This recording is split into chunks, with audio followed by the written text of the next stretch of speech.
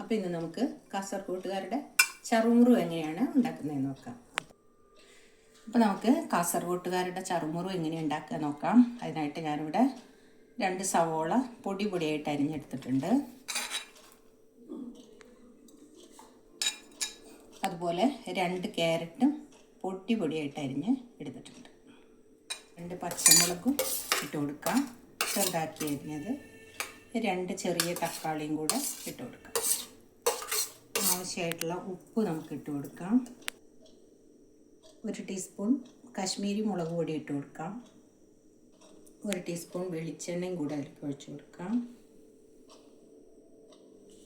ഇനി നമുക്കിതിനകത്തോട്ട് വേണ്ടുന്ന main ingredient മുട്ട പുഴുങ്ങിയതാണ്. അപ്പം അത് നമുക്ക് ചെറുതാക്കിയിട്ട് അരിഞ്ഞ് ഇതിൽ ഞാൻ 3 മുട്ടയാണ് എടുത്തേക്കുന്നത്. അത് നമുക്കിതുപോലെ ചെറുതായിട്ട് അരിഞ്ഞു കൊടുക്കാം.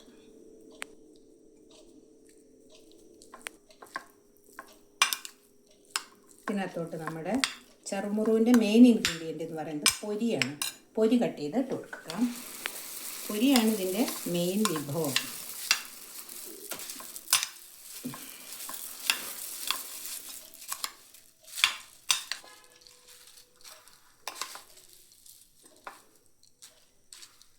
അപ്പോൾ നമ്മുടെ ചറുമുറു ഇവിടെ റെഡി ആയിട്ടുണ്ട്. ഇത് നല്ല ടേസ്റ്റാണ് കഴിക്കാൻ. ഇതിൻ്റെ മീതെ നമുക്കൊരു ബുൾസൈ വെച്ചിട്ടാണ് ഇത് നമ്മൾ സെർവ് ചെയ്യുന്നത് സാധാരണ. പക്ഷേ എനിക്ക് അതിനേക്കാളും ഇഷ്ടം ഇങ്ങനെ മാത്രം ചെയ്യുന്നതാണ് കേട്ടോ. ഇത് നല്ല ടേസ്റ്റ് ഉണ്ട്. 3 മുട്ട പുഴുങ്ങിയത് ഇട്ടിട്ടാണ് ഇത് ചെയ്തേക്കുന്നത്. നിങ്ങളുടെ ആവശ്യത്തിനുള്ള മുട്ട പുഴുങ്ങിയതും വേറെ ക്യാപ്സിക്കം വേണമെങ്കിൽ ചേർക്കാം.